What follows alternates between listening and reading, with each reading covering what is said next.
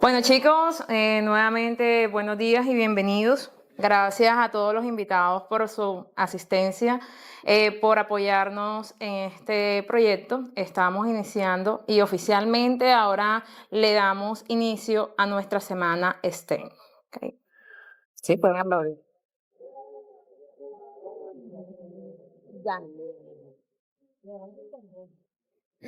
Bueno, esta semana la ciencia dejará de ser teoría y se va a convertir en creatividad, innovación y acción. Esta vez nuestro desafío gira alrededor de una problemática global que es la acidificación oceánica. Y durante nuestras próximas jornadas, ustedes trabajarán en el diseño y en el prototipado de soluciones sostenibles capaces de responder a esta situación desde la ciencia, la ingeniería y el pensamiento crítico. Y precisamente por esto, hoy comenzamos con este conversatorio titulado Voces del Océano, Ciencia y Liderazgo. Porque creemos que el océano necesita investigadores, innovadores y líderes, y sobre todo jóvenes, capaces de transformar el conocimiento en impacto real. Hoy escuchamos distintas voces, voces de la ciencia, voces de la experiencia, del liderazgo y voces que nos invitan a actuar. Bienvenidos nuevamente.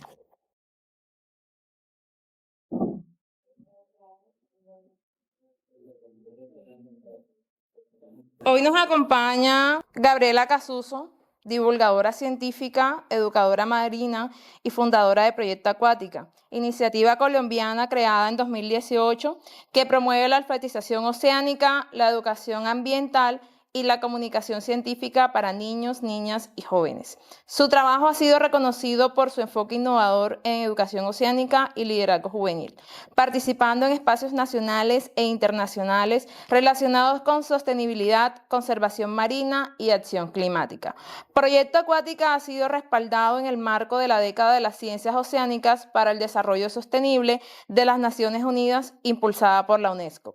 Además, ha sido destacada entre jóvenes líderes climáticos y ambientales de América Latina, incluida en listados y espacios de visibilización relacionados con liderazgo juvenil, comunicación ambiental y participación de niñas y jóvenes en iniciativas STEM y sostenibilidad.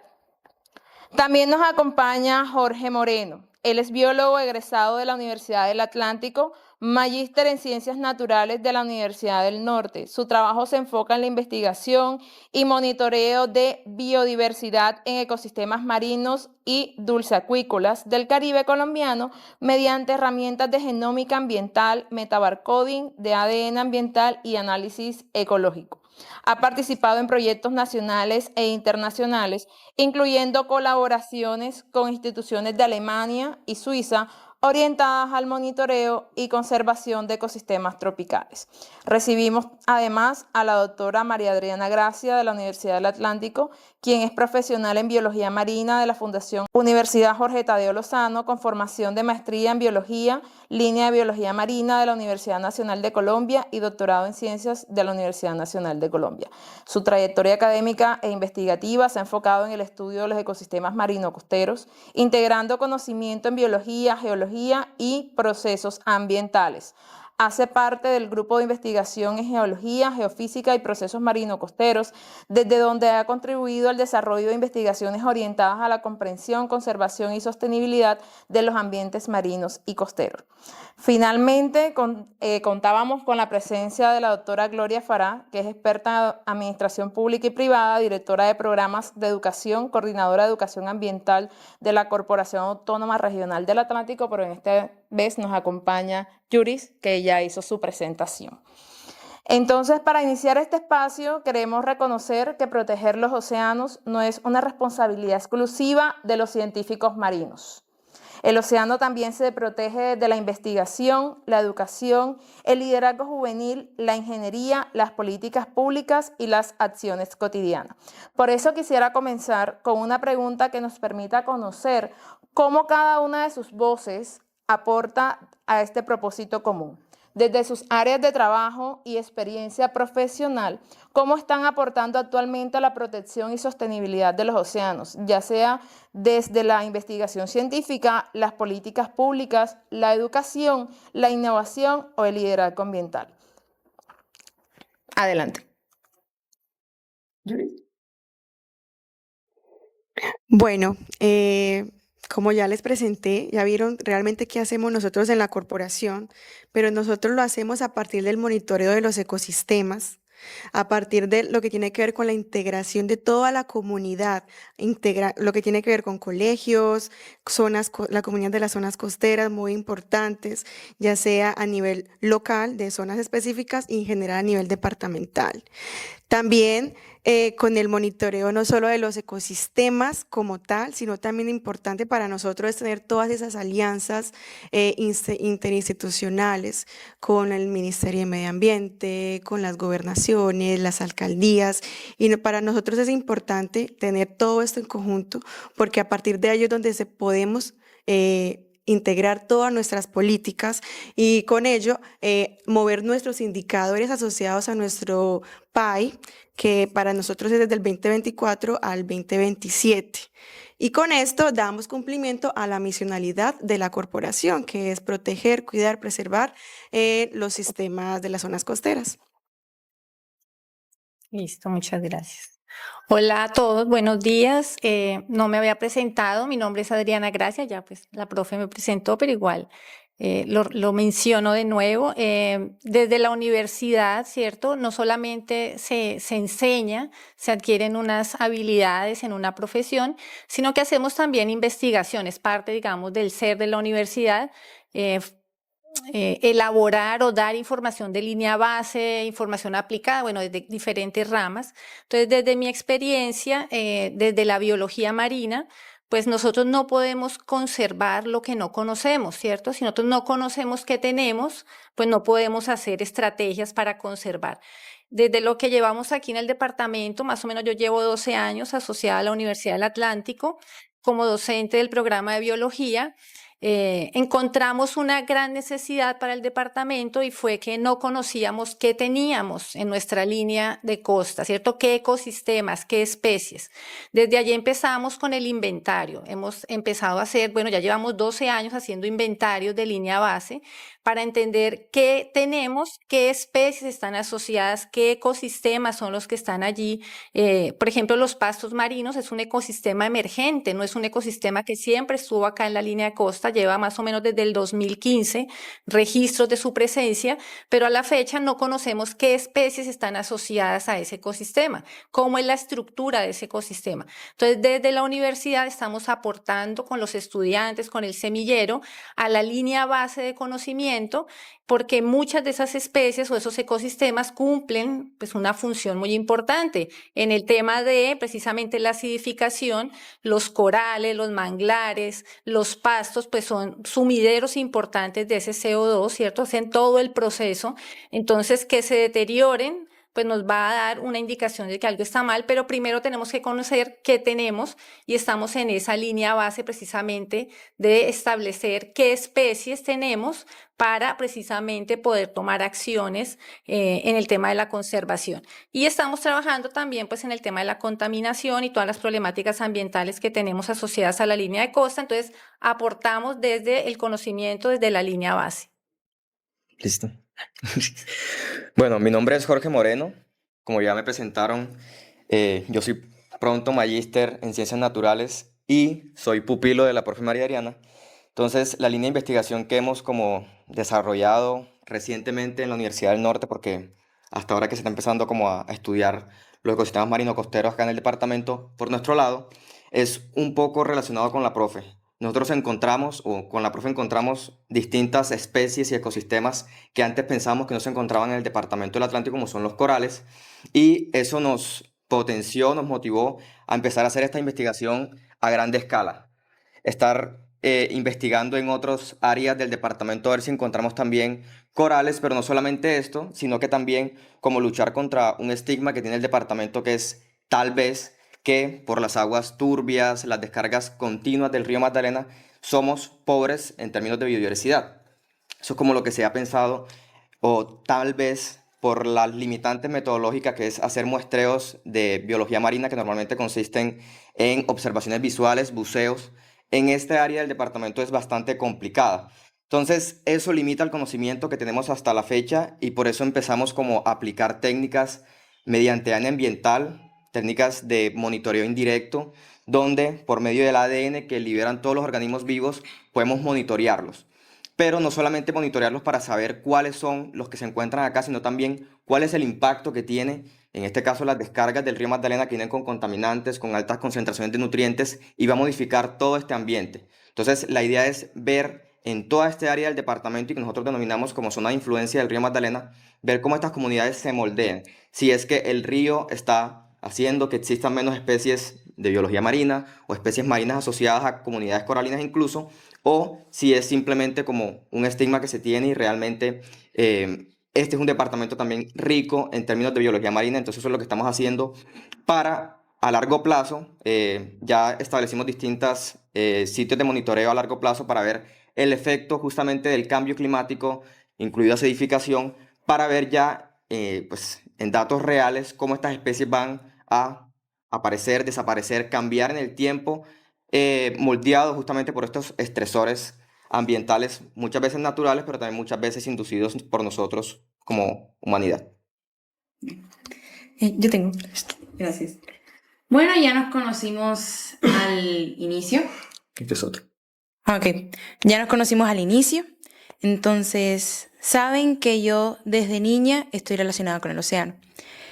Y mi trabajo se enfoca, no es solamente decir que soy educadora marina. Yo lo que busco es darle a las nuevas generaciones la oportunidad que yo no tuve a mis 10 años de acceder a un curso de biología marina para niños, a los 14 años de no tener un acceso a una educación oceánica formal. Y con Proyecto Acuática lo que estamos logrando es poder llegar a distintas comunidades dependiendo de las prioridades que ellos tengan. Hemos podido llegar a estudiantes como ustedes que tienen los mismos intereses en el océano a través de Charlas del Océano, que es el programa educativo bandera de Proyecto Acuática. Hemos generado también libros digitales, tanto para conmemoración de mujeres en pues, el 8 de marzo, la conmemoración del Día de la Mujer, en inglés y en español. Hemos generado libros para niños y para adolescentes de ciencia ficción para conectar con los distintos gustos que tenemos hoy en día. Y también recientemente hemos estamos abordando, es una iniciativa, un proyecto reciente de guías para docentes. ¿Para qué? Para que no solamente sean los niños y los adolescentes los que manejen esta información, sino también entrenar a nuestro presente para que haya una buena formación de nuestro futuro. Porque hay una frase que yo mencioné en una conferencia en la que estuve en Santa Marta de economía azul y empleos azules, y es que no existe una economía azul regenerativa sin conciencia, pero resulta que no existe una buena o una eficaz protección del océano sin conciencia. Esa es mi respuesta. Quisiera agregar algo más. Todo lo que yo les mencioné, las acciones que la corporación realiza en pro de la conservación, se hacen es para la toma de decisiones en la parte ambiental, las decisiones administrativas que nos ayudan a la conservación. En ese orden de ideas, les informo muy gratamente que ahorita mismo estamos haciendo todos nuestros esfuerzos para hacer la declaratoria del área marina protegida. Estamos trabajando en ello, por eso estamos realizando un montón de estudios, monitoreos en la zona. Y es con esta figura de conservación, lo que queremos es exactamente conservar más a nivel legal, digámoslo de ese sentido. Bueno, era eso, gracias. Ok, ¿qué capacidades creen que deben desarrollar los jóvenes para enfrentar los desafíos ambientales del futuro? Yo otra vez. Bueno, una de las primordiales capacidades, diría yo que es la... ¿Él quiere hablar? Espérame. No, al final, amor.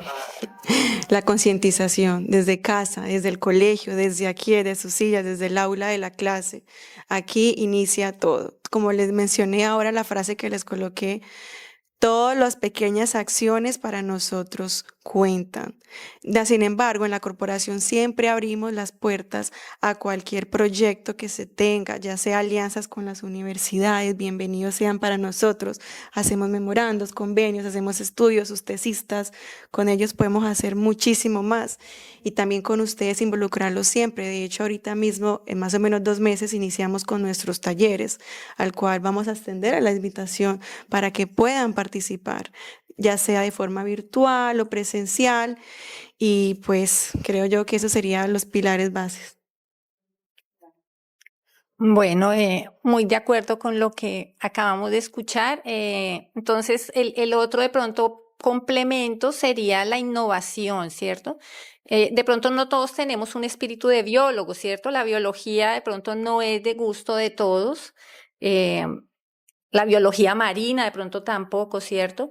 Pero desde de las diferentes líneas, por ejemplo, la ingeniería, de la arquitectura, se innova para solucionar problemas en el medio marino, porque el medio marino pues es un poquito distinto en todo a la parte terrestre, ¿cierto? Tiene una logística, trabajar en el mar, hay que luchar contra la salinidad, contra la corrosión, contra una cantidad de factores que en tierra pues no se dan, pero innovar y entender precisamente que esa es una fuente, o es la fuente futura de trabajo, de proyectos, de desarrollo, desde las diferentes áreas, desde la química, desde la física, desde la ingeniería, la arquitectura, la parte social, súper importante, porque allí tenemos comunidades que dependemos directamente de la parte marina. Entonces, esa innovación es la que creo que nos va a ayudar a un futuro a mejorar, porque si seguimos por el camino en el que vamos, ¿cierto? De pronto, pues no vamos resolviendo los problemas que tenemos, pero desde la innovación se podrían crear, en esa creatividad que todos tenemos, crear estrategias para precisamente tratar de solucionar esos problemas, que no son problemas locales, estos son problemas mundiales, ¿cierto? Entonces tienen un alcance global. Entonces, desde allí yo creería que es donde está pues todo el potencial, porque seguramente ustedes van a optar por diferentes líneas de profesión, ¿cierto? Por diferentes áreas, y desde cada área de esas podemos aportar precisamente con nuestra creatividad, con nuestro desarrollo, a solucionar problemas relacionados pues a la parte marina, que directamente pues nos está afectando a todo el planeta. Listo.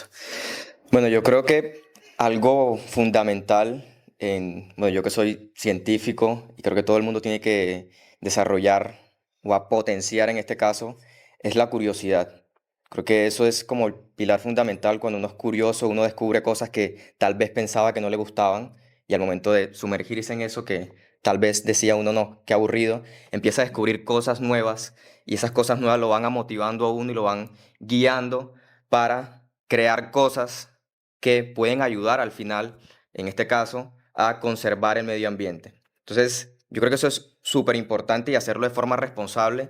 Creo que también en todo este proceso investigativo uno a veces tiene como altibajos, tiene que también uno aprender a que estos altibajos también le enseñan a uno a aprender de sus errores y no frustrarse. Creo que son importantes los errores para poder entonces surgir de ellos y poder entonces crear soluciones ante estos errores y ante estos altibajos, y creo que al final eso es como lo que lo desarrolla uno como científico, como persona, tanto en el área de las ciencias como en la ingeniería, porque el método científico es prueba y error. Entonces, si no podemos aprender de nuestros errores, al final creo que no nos estancamos y no salimos a flote con todo este tema de innovación. Antes de empezar con mi respuesta, quiero recordar algo con ustedes. ¿Cuál es la habilidad que les dije que es una de las más importantes para un científico? Observación. Y aquí voy a unirlo un poco con lo que dijo mi compañero anteriormente, que es la curiosidad. Pero quiero denominarlo más bien conexión emocional. Porque generalmente a nosotros cuando no nos gusta algo, nos aburre, no lo vamos a hacer, no nos interesa. Y ahí viene algo que yo llamo la triple crisis de la conciencia: desinterés, desinformación e ignorancia. Si nosotros no nos interesa algo, si no tenemos una buena información sobre ella, y si simplemente ya nos desentendemos de, en este caso, lo que significa el océano para nosotros, por qué estamos intrínsecamente conectados a él, no vamos a poder hacer o no vamos a poder tener un buen esfuerzo para protegerlo, Y la segunda es la que ustedes mencionaron, observación. Si unimos la conciencia, el amor, ese sentido de responsabilidad, de pertenencia con el océano, con la observación, no va a ser simplemente decir, la acidificación oceánica es un problema del océano y ya. No, es un problema que está afectando a los ecosistemas y estos ecosistemas están perjudicando a la vida marina. Entonces son habilidades que están muy conectadas, que se vuelven más fácil cuando nosotros tenemos la disposición para aprender, cuando tenemos esa curiosidad. Muchas gracias, Gabriela. Bueno, les cuento un poquito del proyecto. Ellos, de hecho, en estas últimas semanas han estado grabando un video de divulgación científica explicándoles al resto de la comunidad, a su familia, a los demás chicos del colegio, porque cuando hablamos de acidificación oceánica, si no estamos inmersos en la ciencia, es muy difícil saber de qué se trata. Entonces, creo que a ellos ya les pasó el primer día cuando se enfrentaron a esto, ni idea de qué era la acidificación oceánica. Entonces, ahora ellos están haciendo ese trabajo de divulgar un video que van a subir a sus redes, que deben, o sea, entre mayores interacciones tengan ese video, pues así va a ser proporcional a la rúbrica de evaluación. Un estudiante me decía, pero ¿para qué voy a hacer eso si a nadie le importa el ambiente? ¿Ya? Claramente tiene razón y dije, bueno, tiene razón y por lo tanto voy a buscar la manera de que esto sí se haga de forma contundente, que todos los grupos cumplan el requisito de crear su video y cómo ellos llaman la atención de una manera creativa, porque también en este momento de las redes sociales, tú vas en TikTok y vas pasando los videos uno tras otro si no te llama la atención. Pero entonces ellos como de forma creativa buscan que la comunidad o toda la población o las redes que ellos manejan pues se sientan atraídos por ese video. Entonces de ahí surge esta pregunta porque ellos sienten que son demasiado jóvenes para generar impacto. Entonces, desde su posición, ¿qué les dicen? Podemos comenzar con Gabriela. Bueno, a mí literalmente el mayor problema que yo he tenido desde que inicié con Proyecto Acuática ha sido la edad. No puedo entrar a dicho premio, no puedo hacer dicho curso, tengo que esperar. Espera en la universidad, todavía tienes tiempo. Pero resulta que hay una frase que les va a parecer extraña, de hecho a mí me sigue pareciendo extraña, que dijo Sylvia Earle, una oceanógrafa muy reconocida. Si tú ves a un niño cayendo desde un 10º piso, ¿tú vas a esperar para salvarlo? Díganme, ¿van a esperar para salvarlo? No. El océano está enfrentando unos problemas que no van a esperar a que uno caiga en cuenta y diga, voy a actuar ya. Uno tiene que empezar a anticiparse. Y con Proyecto Acuática me he dado cuenta que no soy la única que tuvo estos problemas, que de hecho fue poco a poco, ya pues después de la pandemia y todo eso, que empezaron a surgir los grupos, primero para los adolescentes y ya después para los niños. Y fue ahí que me di cuenta, hombre, no soy la única que le interesa el océano, y menos desde tan niña. Y las experiencias que he tenido, por lo menos en el colegio donde yo estudié, cuando empecé a hacer los ciclos de charlas, a conversar con los estudiantes, ellos empezaban a preguntarme, Gabriela, ¿cuándo vuelves a hacer el ciclo de charlas? Es que quiero que hables sobre los pingüinos o quiero que hables sobre los cangrejos. Significa que hay un motivo. Entonces, el océano no va a esperar, el océano nos importa, tiene que importarnos porque está intrínsecamente conectado a nosotros. Y no solamente por datos que siempre nos mencionan que nosotros somos aproximadamente entre 60 y 70% agua. No, sino que, como dijo Sylvia también una vez, con cada respiración que nosotros estamos tomando en este instante, el océano está ahí constantemente al lado nuestro. Esa es mi intervención. Gracias. Bueno, yo quiero regresar a la frase que mencionó la estudiante de que a nadie le importa el ambiente o el ecosistema. Bueno, eso es una frase que mencionó la profesora, si bien es cierto, yo creo que no es tanto porque a la gente realmente no le importe el ecosistema, sino es por desconocimiento de qué son estos ecosistemas y qué nos brinda a nosotros como humanidad.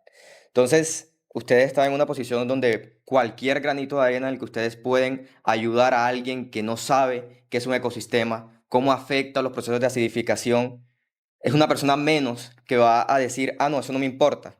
Y va a saber entonces todo lo que nos brindan, por qué son tan importantes y por qué hay que protegerlos. Entonces, yo los como aliento a que realmente es difícil, yo sé que es difícil explicarle a alguien que no sabe sobre ciencias. Yo he pasado por eso, lo estoy pasando todavía. A veces uno se queda como en los tecnicismos, pero o hay que tratar de comunicar la ciencia, divulgar la ciencia de una forma jocosa, chistosa tal vez, que sea como agradable o atraiga a personas que de pronto dicen, ah, qué pereza la ciencia. Yo tengo compañeros en la universidad que se graduaron conmigo y ahora mismo están como incursionando en todo esto de la divulgación científica, pero dentro de como frases, utilizar jerga de nuestra región costeña, para que sea un poco más amigable. No sé si ustedes pueden buscarlo, de pronto lo han buscado en algún momento, lo han visto, que se llama La Mecedora de Darwin. Son tres compañeros, biólogos, divulgadores científicos, y tratan todos estos temas científicos desde la química, física, biología, y los dicen de una forma como graciosa, agradable, que puede llamarle la atención de pronto a ustedes y puede inspirarlos a tener como material para los videos que tienen que hacer. Bueno, yo creo que nunca es muy temprano, ¿cierto? A un niño se le debe hablar de ciencias naturales, de biología. El problema que tenemos es más estructural, ha sido como el país ha visionado su educación. Nosotros somos un país oceánico, tenemos Caribe, ¿cierto? Que es la región en la cual estamos, tenemos Pacífico, entonces casi el 50% de nuestro territorio realmente es mar, o sea, es lo que nos da esa gran extensión de territorio. Tenemos un 45% más o menos de territorio que es marino, pero muy poquita gente realmente desconoce qué tenemos como territorio marino porque nos centramos siempre en la parte continental, en lo terrestre, en lo que tenemos cerca.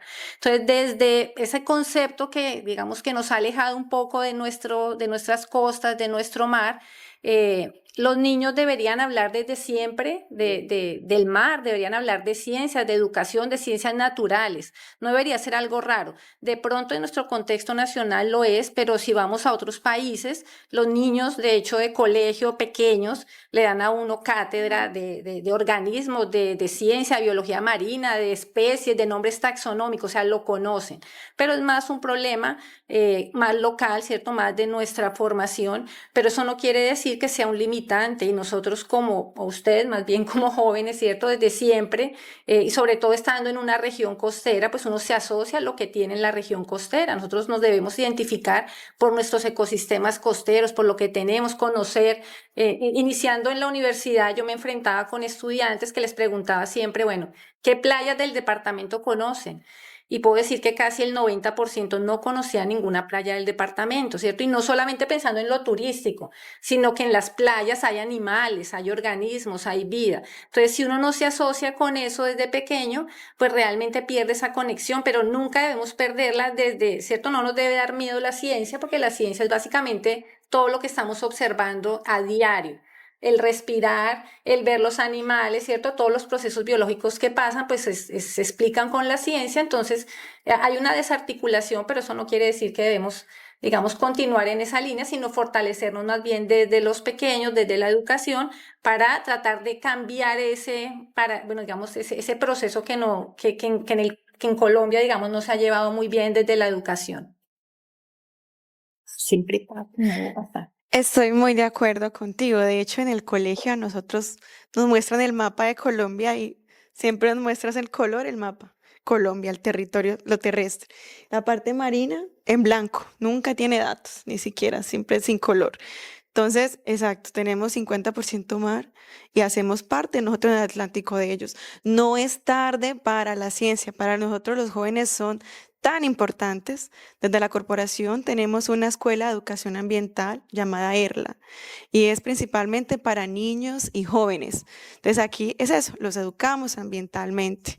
Además, con todos los talleres que nosotros estamos realizando siempre de socializaciones, de concientización, nos enfocamos mucho también en los niños y ya en los pescadores, las personas de las comunidades adultas que llevan de pronto 30, 50 años siempre proveyendo a su familia a partir de la pesca.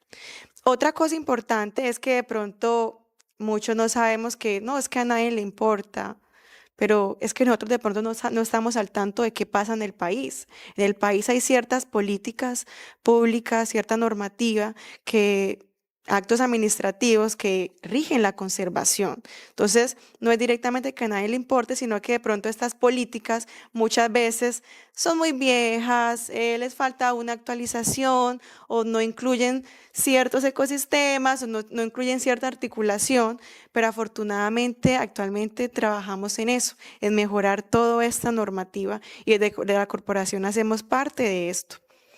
Bueno, ese es mi aporte. Muchas gracias. Bueno, ellos esta semana, como les contaba, el propósito de la actividad o el proyecto final, ese producto final, es que ellos van a hacer un prototipo de una solución que ellos consideren que les va a lograr mitigar los efectos de la acidificación oceánica. O sea, porque es que yo les decía a ellos al principio, nosotros ya no podemos cambiar el océano. Si bien es cierto que el CO2, la solución efectiva es disminuir esos niveles de CO2, pero bajo el contexto en el que estamos es muy poco probable que eso suceda. ¿Okay? Entonces, y claro que hay que crear conciencia, pero bajo el contexto en el que nos encontramos actualmente, ¿cómo ustedes pueden prototipar una solución que ayude a mitigar esos efectos? Entonces, inicialmente hicieron un taller de brainstorming donde todas las ideas son válidas. O sea, todo lo que a ellas se les ocurriera y salieron unas ideas un poco que nosotros desde ciencia podríamos llamar absurdas, otras muy brillantes, ¿okay? Otras muy factibles, pero nos queda, o sea, siempre la duda de ello es cómo pasamos de esa brecha entre lo que realmente se puede hacer, entre lo aplicable y, lo aplicable y que pueda ser sostenible, porque hay unas ideas que son maravillosas, ellos por colocarles un ejemplo, nos decían, no, vamos a echarle hidróxido de sodio al océano. Y tú dices, bueno, sí, estamos solucionando el problema de la acidificación. Teóricamente esa es una solución, pero ¿qué tan sostenible es eso? Entonces ahí surge la siguiente pregunta es, ¿qué convierte una idea científica en una solución real y sostenible? Quien quiera comenzar, adelante. Está difícil. Bueno, como dice la profesora, está bien difícil, pero yo como que tengo una idea, una posición un poco diferente. Si bien yo creo que es más difícil revertir el cambio del pH en el océano que disminuir las emisiones de efecto invernadero o la emisión de CO2. Entonces yo creo que hay soluciones que ahora mismo basadas en la naturaleza que están centradas en disminuir esas emisiones. Entonces yo creo que podrían centrarse más en esa, pero lo importante también es que todas las ideas son válidas. O sea, la única forma de saber si es sostenible o no es probando, haciendo un prototipo, ver qué tanto o qué tan escalable es, qué tan factible a nivel de recursos. Pero para ponerle un ejemplo con el tema de reducción de emisiones de gases, yo creo que ya hay soluciones basadas en la naturaleza que son universales y naturales, como lo son los mangles, que mencionaron acá en los mangles, que son como unos reservorios de carbono pues, mundiales, incluso pueden secuestrar gran cantidad de carbono. Entonces, algo tan sencillo como sembrar un mangle puede ya disminuir todos estos efectos, pero sobre todo también hay que concientizar y como hicieron la pregunta al principio, ¿qué podrían hacer ustedes para disminuir esas emisiones? Pues desde su casa pueden hacerlo, aunque uno parezca y uno diga, ah, no, pero que yo salga en mi carro no es tan importante porque el resto de gente sigue saliendo en un montón de carros, pues al final creo que comienza desde uno, desde casa, y eso va como un efecto cascada cuando ya todo el mundo empieza a concientizarse y realmente uno ve como un efecto y un cambio a gran escala. Bueno, la pregunta es bien complicada, pero bueno, digamos que iba como en la línea de lo que dijo Jorge, ¿cierto?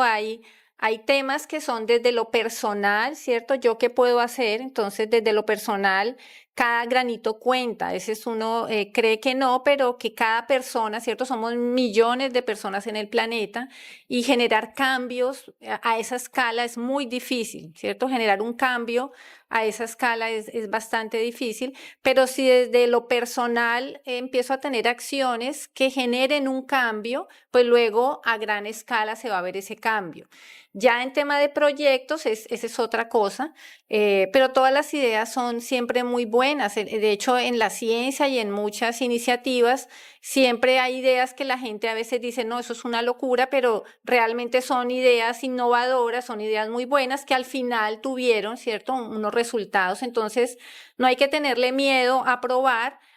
Y sobre todo cuando se trata de la innovación, de la creación, pues se pueden generar mil ideas. De pronto una de esas ideas es la que va a hacer que tengamos un cambio real en el planeta. Entonces no hay que tenerle miedo a probar.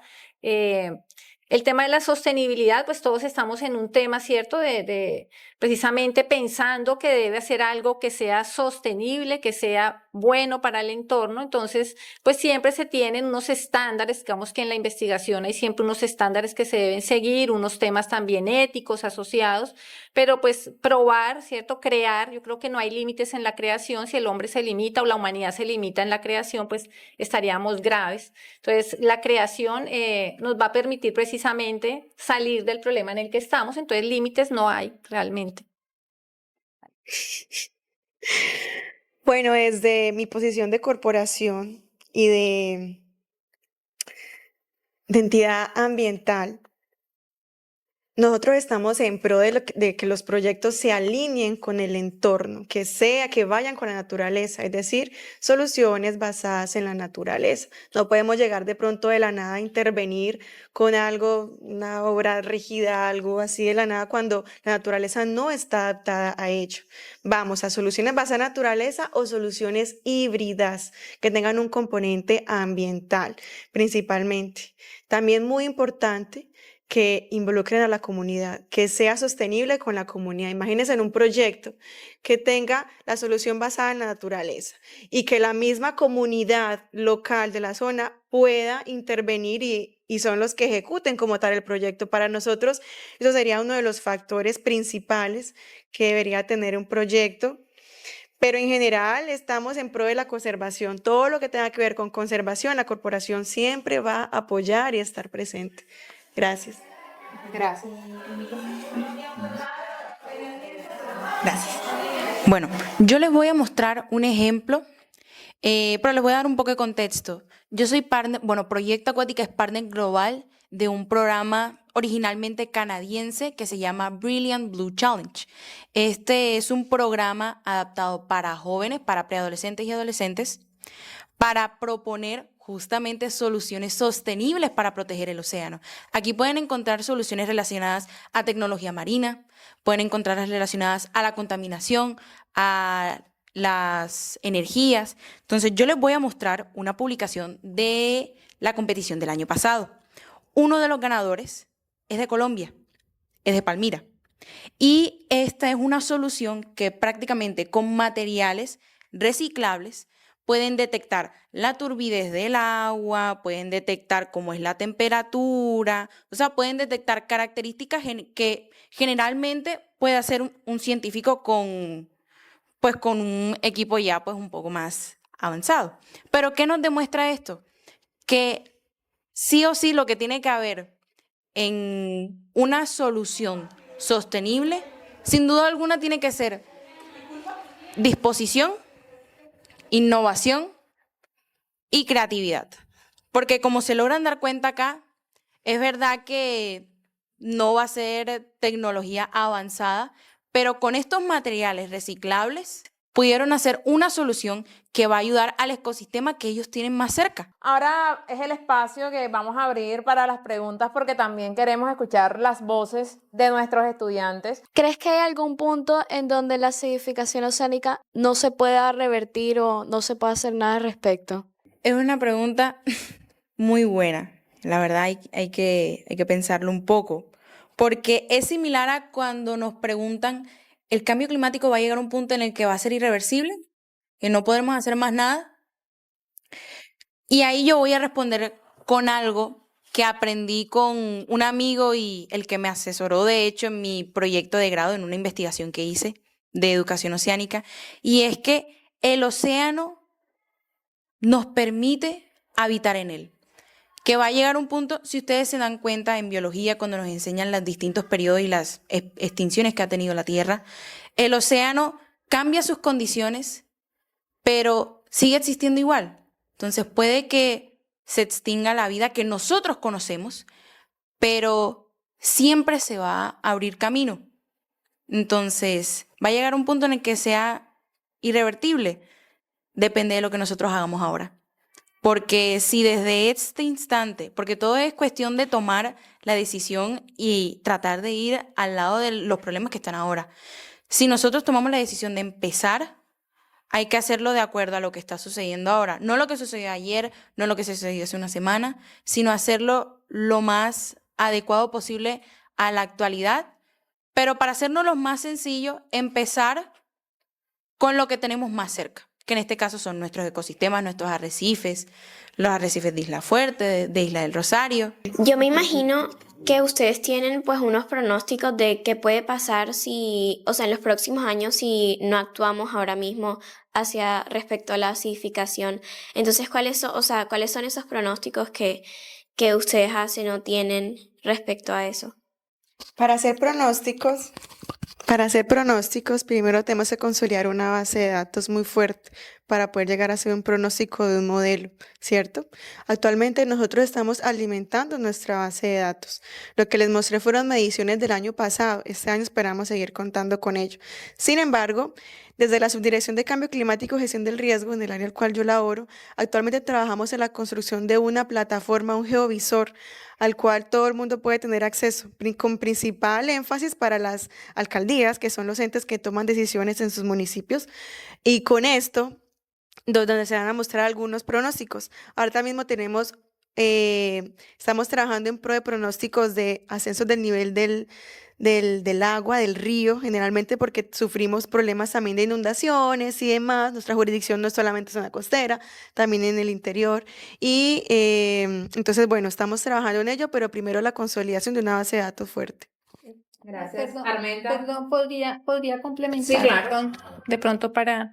ya existen unos pronósticos a nivel mundial, ¿cierto? Entonces esos pronósticos a nivel mundial, porque ya hay mucho estudio, digamos, hay datos, de pronto no en Colombia, porque nosotros somos todavía jóvenes en investigación, pero a nivel global sí hay una red de estaciones y nos dice que a final de siglo, más o menos, ¿cierto? Va a haber precisamente un descenso de ese pH que el agua de mar tiene, de 0.2, 0.5 puntos, o sea que va a ser pues un aumento significativo en esa acidez. Y ese valor que se espera para final de siglo fue, que eso es parte de la pregunta que hacía la otra chica, son los valores que tuvo el planeta Tierra hace 14 o 15 millones de años. O sea que no es nuevo para el planeta tener un océano ácido, pero entonces ahí lo que vamos a ver es que vamos a tener es un cambio de lo que tenemos como el océano, ¿cierto? De pronto no va a tener la comunidad coralina que tiene ahora, no vamos a tener los animales o los ecosistemas que tenemos, sino que vamos a tener un cambio estructural y no sabemos nosotros allí como humanos cómo quedamos, ¿cierto? Porque dependemos de ese océano. Entonces, eso sí hay estimaciones, pero a nivel global. Amén.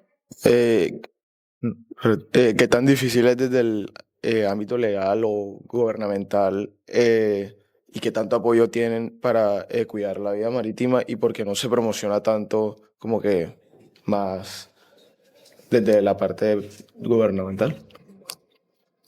Para estudiar, ¿cierto? Para estudiar y promocionar, eso es lo que preguntabas. Bueno, desde la corporación contamos con algunos recursos propios. Como les dije, nosotros tenemos una misionalidad, tenemos que cumplir unos objetivos como tal. Tenemos que mover unos indicadores que tenemos asociados a nuestro plan, a nuestro PAI.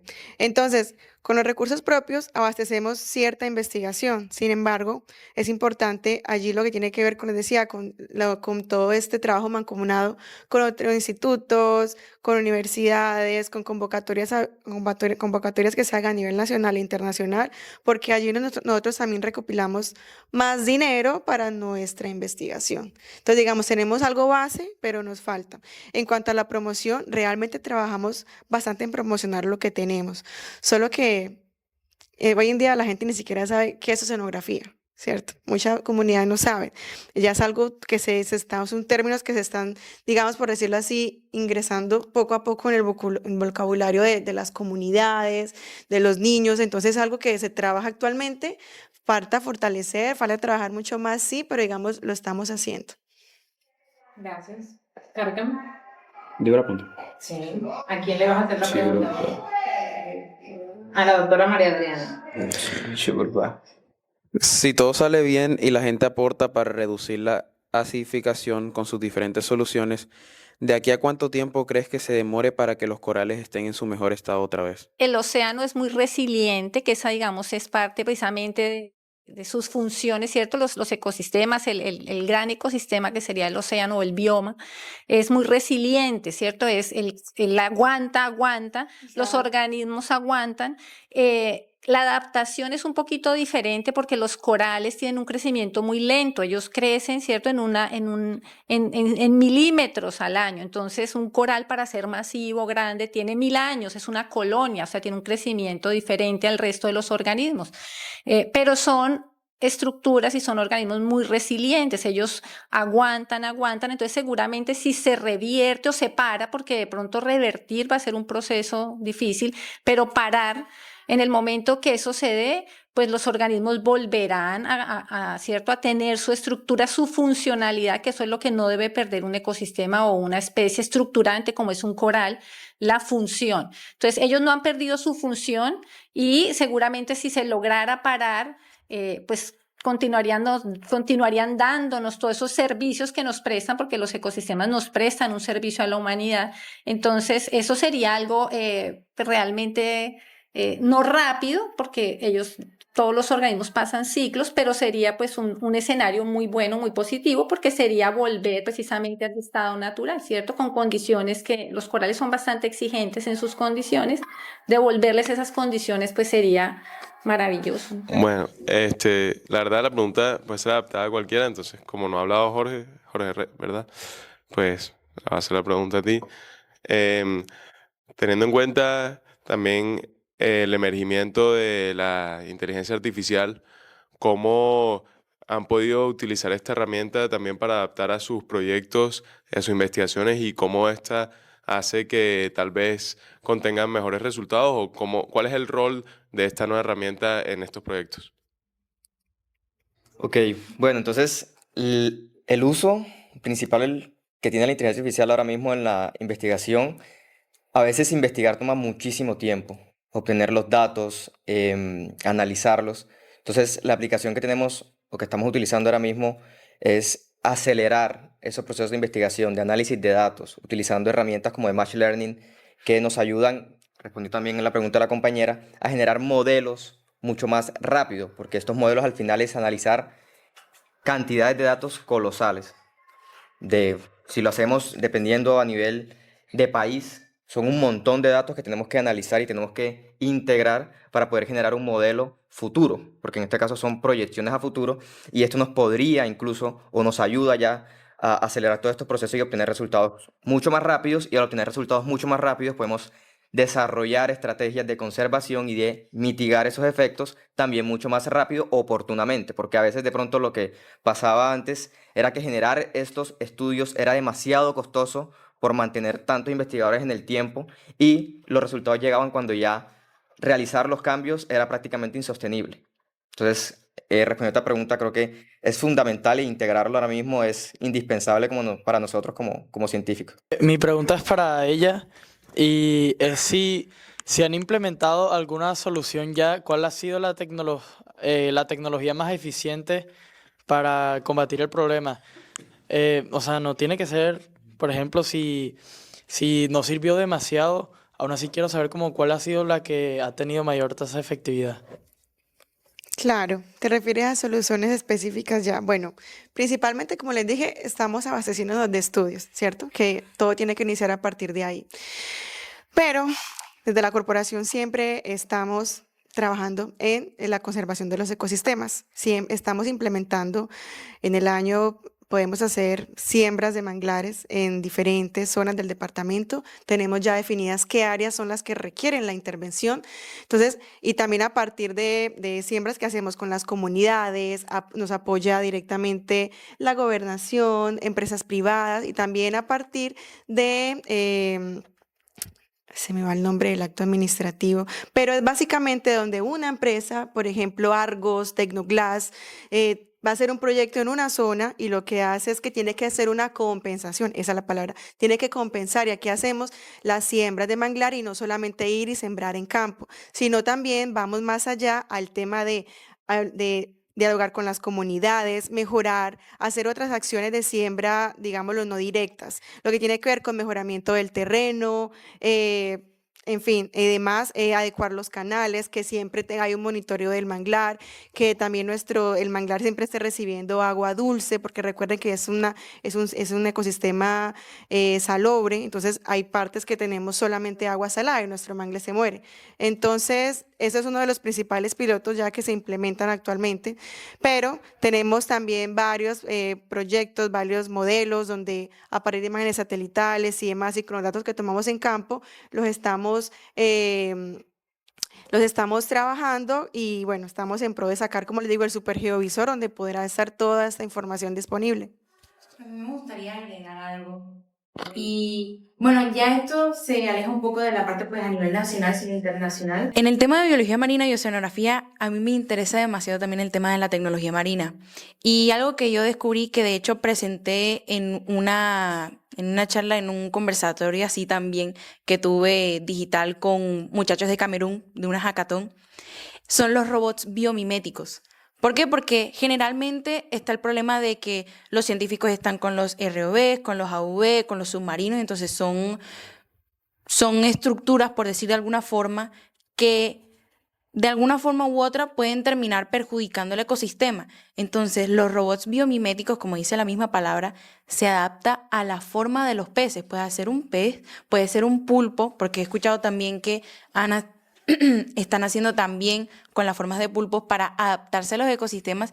Entonces, imagínense que si antes era un nivel de estrés distinto para los animales porque es algo nuevo y es algo que no están acostumbrados a ver, imagínense un robot que está hecho de tal forma que puede pasar fácilmente desapercibido y puede recolectar todos los datos que los científicos necesitan.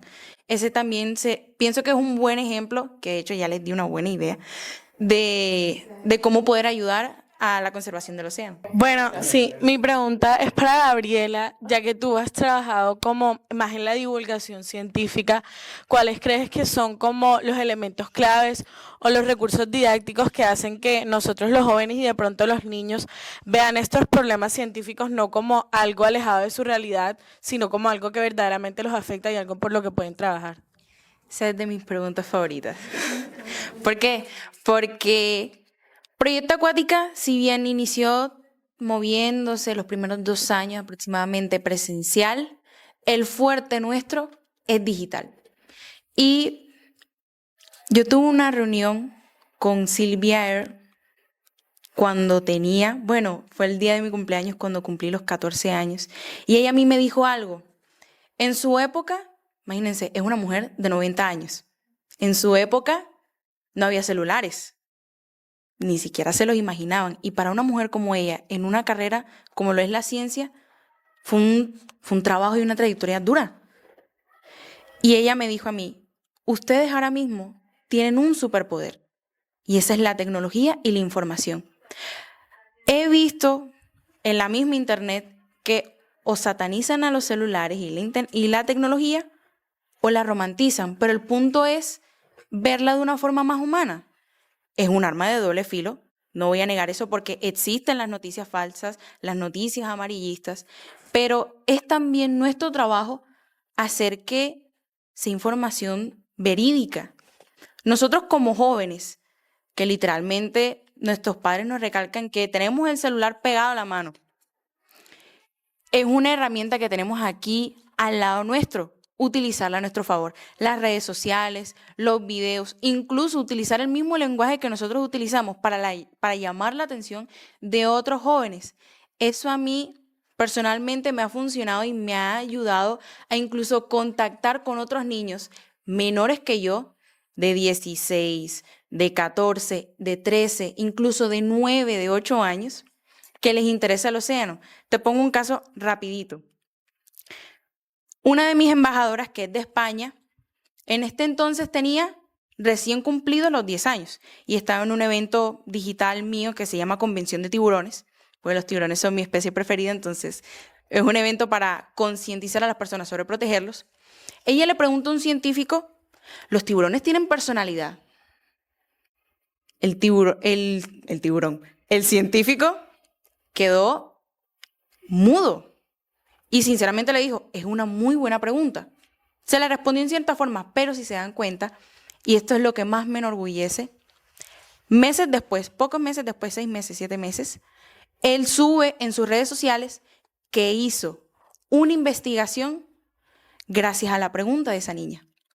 Entonces yo diría que la mejor herramienta que ustedes tienen a su mano es la tecnología y las redes sociales. Esto es una pregunta para Yuri. Entonces, bueno, dentro de nuestro proyecto, nuestra solución se trata de usar microorganismos para mejorar el ambiente. Entonces, ¿qué variables así pueden dañar la efectividad de este tipo de soluciones dentro del ambiente marino? Gracias por tu intervención. Qué buen proyecto. Ojalá puedas incluir lo que te dejé, los datos de la REDCA. Sería muy bueno que nomás ahí tienen el link de la profe, lo puede pasar y eso simplemente descargar un Excel y ahí aparece el dato por año. Principalmente pH, ¿cierto? Que esos son los que nos indican los niveles de acidificación. El cambio en el pH es el principal. Pero igual a nivel de microorganismos no puedes olvidar otras variables claves, como son la temperatura, la salinidad, qué tan termotolerables. Sí, son los microorganismos, ¿cierto? Pero algo principal es el pH. Igual en la base de datos, si la miras, ahí vas a encontrar un montón que te van a servir. Esta pregunta podría ser para cualquiera, pero me gustaría preguntarle a la doctora. Todos ustedes están hablando de la educación, de cómo en nuestra cultura se ve muy poquito o se enseña muy poquito lo que viene siendo el mar, sus ecosistemas y todo lo que viene siendo todos los sistemas y todo lo que lo compone. Usted como bióloga, ¿cómo le gustaría informar, cómo le gustaría enseñar a las futuras generaciones usando todas las tecnologías que hay hoy en día, siendo que estamos en un mundo muy cambiante y normalmente la atención de los jóvenes va disminuyendo? Entonces, me gustaría preguntarte cómo te gustaría enseñar o cómo te gustaría compartir tu sueño o tu propósito. Bueno, la educación es difícil, ¿cierto? Tener la atención de los estudiantes es complicado tener la atención. Si uno va a una clase donde el profesor habla 3 horas, ¿cierto? Pues pierde la atención en 20 minutos, ya los estudiantes están mirando para otro lado. Entonces hay que ser recursivo, hay que utilizar herramientas, ¿cierto? Hay que tener diferentes tipos de herramientas, pero algo que es súper importante yo creo que es la parte práctica. A veces si nosotros nos volvemos muy teóricos, sobre todo cuando hablamos de especies, de ecosistemas, si uno habla y habla del ecosistema se vuelve, ¿cierto? No lo racionalizamos. pero si uno va a campo y ve la realidad, ve el coral, ve los animales que viven asociados al coral, ve el efecto de la acidificación, ve la deforestación que también tiene que ver con tema de acidificación, o sea, ve los problemas directamente, es donde queda, ¿cierto? El laboratorio es parte de esa experiencia viva, entonces hay que ver, hay que hacer, hay que ir al laboratorio, hay que ir a campo, porque eso realmente en el proceso de aprendizaje no es solamente lo que el profesor habla y habla y habla, porque entonces esa es una parte del conocimiento, pero la parte de la experiencia viva es lo que realmente aumenta o potencia el conocimiento. Entonces allí es donde nos falta de pronto ir. Lo que te decía o lo que les decía al principio, hay muchos chicos que nunca han ido al mar, no lo conocen, viviendo en un departamento costero, no lo conocen. Entonces, si tú nunca has visto el mar, pues no te imaginas, ¿cierto?, qué es el agua salada, qué es un pasto marino, qué es un manglar. Hay que ir, hay que conocer y eso realmente es lo que potencia el conocimiento y también que la información quede en ese, digamos, en esa experiencia y eso genera, de hecho eso genera pues que se reafirme ese conocimiento. Entonces yo creo que es más la vivencia, la experimentación, la observación, lo que hace que el conocimiento realmente quede. Espero que todos ustedes hayan aclarado, lleven un horizonte más de qué se está haciendo y cómo se está trabajando en la acidificación oceánica.